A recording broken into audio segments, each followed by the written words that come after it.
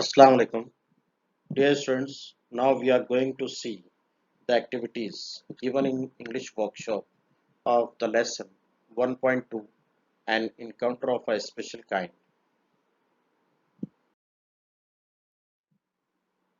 Let's start the activities. Here the first question.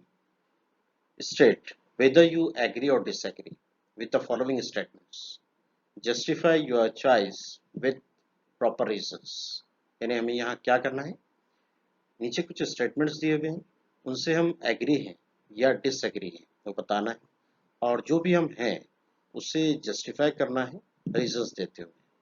The first statement is the compound where the writer was living was rich in nature's bounty.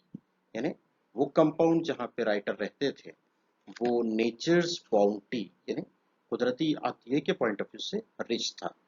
So as per the lesson, we can say the sentence is correct. So you may write here, agree. See the next statement. Holidays provide us an opportunity to read various magazines and story books. यानी holiday हमें मुख्तलिफ magazines और story books पढ़ने की मौके फराहम करते हैं. तो ये स्टेटमेंट भी हम करेक्ट हैं, इसलिए एग्री लिखेंगे. See the next statement. The narrator made a mistake by saving the baby langur.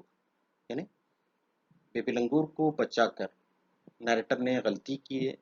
As per the moral duty and the lesson the sentence is incorrect. So you may write here disagree. See the next. Animals can not convey emotions. यानी जानवर जो है वो जज्बातों का इजहार नहीं कर सकते, जबकि हम जानते हैं कि जानवर भी जज्बातों का इजहार करते हैं, और लेसन में भी हमने देखा है. So the sentence is incorrect and you right here disagree. The last statement is the narrator was 55 years old when this incident occurred. यानी जब ये वाकया पेश आया उस वक्त नैरेटर 55 इयर्स के थे, जबकि हमने देखा है कि लेसन में राइटर ने बताया कि उस वक्त उनकी उम्र 70 इयर्स थी. It means the sentence is incorrect and you may write here disagree. And here after agree or disagree we have to justify by giving the reasons. तो अपने क्या करना है, जो लेसन को हमने एक्सप्लेन किया है, आप टेक्स्ट बुक का और लेसन का सपोर्ट लेते हुए, एक्सप्लेनेशन का सपोर्ट लेते हुए एटलीस्ट 1 और 2 स्टेटमेंट्स लिखना है for justification. Now see the second activity. Match the phrases given in group A with their meanings in group B. यहाँ पे हमें 2 कॉलम्स हैं. एक कॉलम में ग्रुप ए में कुछ फ्रेजेस दिए हुए हैं और ग्रुप बी में उनके मीनिंग्स दिए हुए हैं, और हमने एज पर अवर अंडरस्टैंडिंग उन्हें मैच करना है. The first phrase is to be a part and parcel of. यानी कोई चीज का अहम हिस्सा होना, जैसे कि हमने देखा था you may see to be an essential और integral part, that is to be a part and parcel of. The second one, to be engrossed in.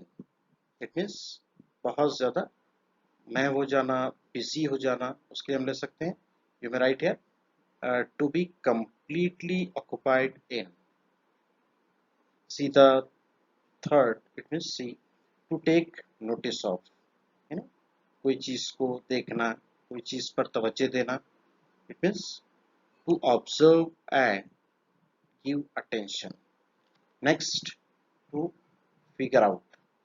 है ना, कोई मसले को हल करने के अहल होना या उसको हल कर पाना, that is to be able to solve a problem. Next, to ponder over. यानी कोई चीज़ पर गौर व फिक्र करना, कोई चीज़ पर सोचना. You may write to think about seriously. Next, to be overwhelmed by. यानी कोई चीज़ से बहुत ज़्यादा जज्बाती तौर पे मुतासिर हो जाना.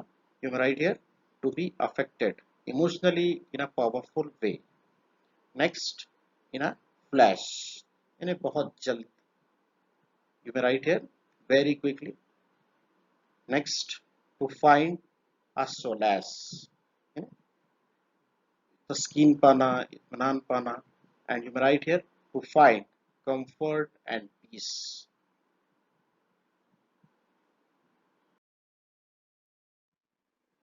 Now see the third question. Write in your own words. The first question is, why did the narrator ignore the barking of dogs? यानी नैरेटर ने जो बार्किंग ऑफ डॉग्स थी उसे क्यों इग्नोर किया? यहाँ एक चीज हम वाज़ेह करते हैं कि यहाँ हम आपसे आंसर नहीं बता रहे हैं, बल्कि आंसर बनाना कैसे है वो बता रहे हैं।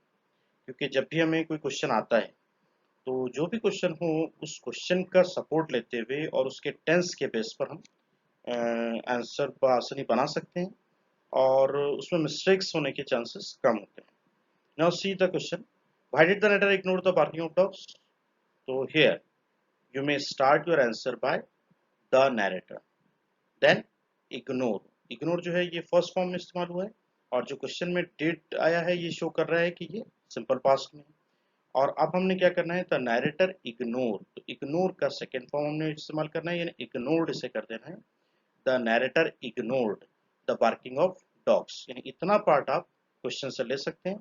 और यहाँ हमने डिड जो सेकेंड फॉर्म को शो कर रहा है उसे ड्रॉप करना है और उसके बाद जो है उसका जो भी रीजन है उसको हम अपने वर्ड्स में लिख सकते हैं। The narrator ignored the barking of dogs as he thought that the pack of dogs might have cornered a hapless pig. यानी यहाँ पर हमको क्लियर क्या करना था कि जो क्वेश्चन आया है उसके बेस पर आपने आंसर को कैसे बनाना है।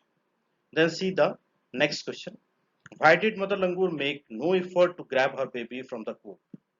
यानी मदर लंगूर ने क्यों कोई कोशिश नहीं की बेबी लंगूर को पकड़ने की कूप से या उसको वहां से बचाने की? तो यहाँ भी हम जो आंसर का स्टार्ट करोगे वो कहाँ से, मदर लंगूर। अब यहाँ मेक इस्तेमाल हुआ है और डिड इस्तेमाल हुआ है जो शो कर रहा है कि the question is in the simple past. तो आपने अभी यहाँ पे second form of the verb use करना है मेक का, made, mother langur made no effort to grab a baby from the coop. यानी इतना पार्ट आप क्वेश्चन से ले सकते हो। आपने क्या किया है, मदर लंगूर से स्टार्ट किया है, मेक को सेकेंड फॉर्म यानी मेड किया है और क्वेश्चन वर्ड को तो ऑब्वियसली आपने ड्रॉप करना ही करना है और डिड जो हेल्पिंग वर्ब इस्तेमाल हो उसे भी ड्रॉप करना है और उसके बाद जो उसका रीजन है उसे हम ऐड कर सकते हैं। What, mother langur made no effort to grab a baby from the coop because she was convinced that no harm was being done to her child. Clear?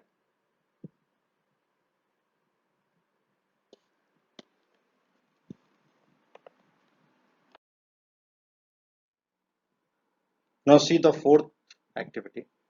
Read the text carefully and arrange the occurrence of happenings in the text in a sequential order. यानी यहाँ हमने क्या करना है, यहाँ कुछ happenings और events दिए हुए हैं जो इन सिक्वेंशनल ऑर्डर में है और उन्हें हमें सिक्वेंशनल ऑर्डर में अरेंज करना है।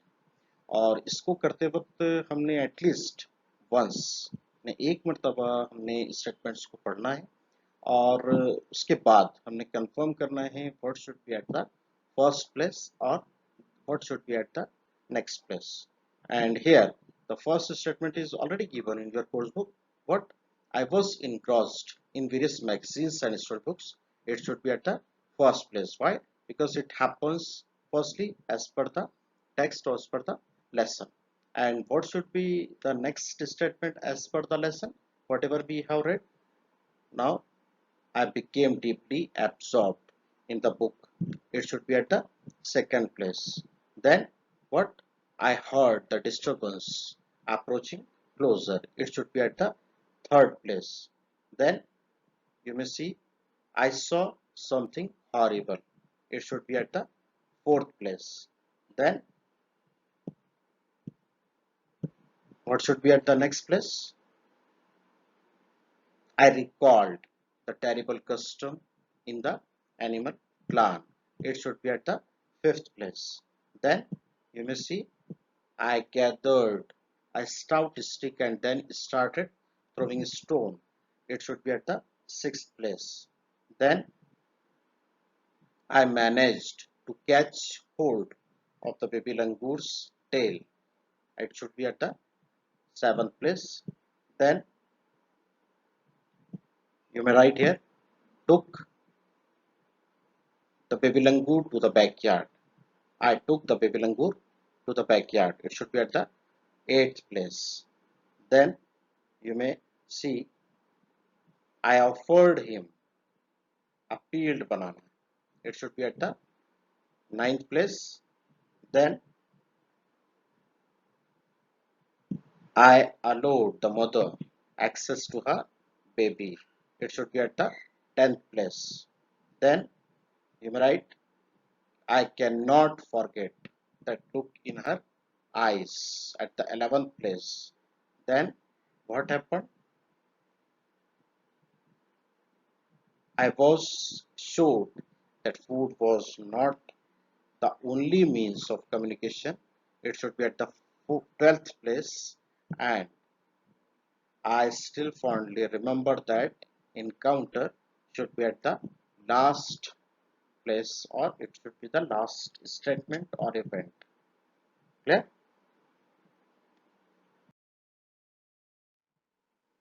Now see the fifth question.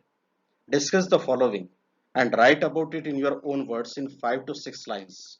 Here the question is, what would you do if you find an injured bird while returning from your school? Here question is about, जब आप स्कूल से वापस आ रहे हो और आपको कोई इंजर्ड बर्ड मिलता है, then what would you do, तो आप क्या करोगे। अब हमने जब इसका आंसर स्टार्ट करना है तो हम इफ से कर सकते हैं। इफ यू, यू क्यों इस्तेमाल हुआ है, क्योंकि आपसे क्वेश्चन हो रहा है, अब आपने आंसर देना है तो इससे हमने आई में टर्न करना है। If I find an injured bird while returning from your, your इसको हमने टर्न करना है माई में। जिस तरह से हमने आई किया था यू को, इसी तरह से यूर को माई में टर्न करना है, my school. Then helping verb इस्तेमाल हुआ है वुड, और यू को अभी हमने फिर से आई में टर्न करना है, यानी जैसे हमने यहाँ पे किया था। फिर से हम स्टार्ट करते हैं। If I find an injured bird while returning from my school I would, इतना पार्ट आपने क्वेश्चन से लेना है। Then you may write your own sentences. If I find an injured bird while returning from my school, I would pick it up and would be checked the injury or wound thoroughly. Then I would inform to my teachers or parents, whoever would be possible. I would insist them to call the wild bird center or rehabilitator.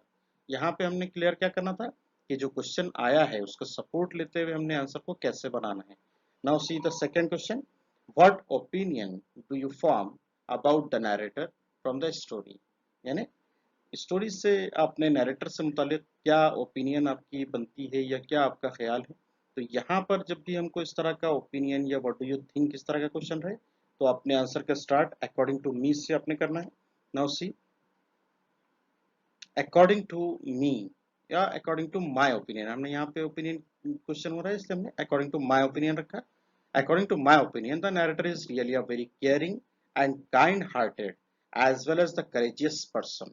यहाँ पे हमने as well as a grammatical topic रखा है, क्योंकि जब भी हम personal responses या राइटिंग स्किल्स के आंसर्स तैयार कर रहे हो और उसमें हमने अगर कोई ग्रामेटिकल टॉपिक को ऐड किया तो उसका एक वेटेज रहता है और आउट ऑफ मार्क्स मिलने के लिए हमारे लिए एक ये समझिए कि पॉसिबल हो जाता है।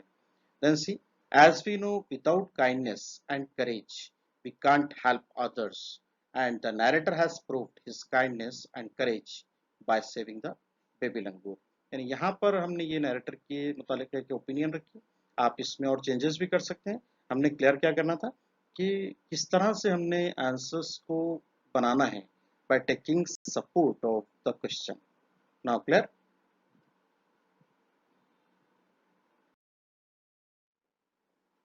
Now students, the remaining activities will be continued in the next class.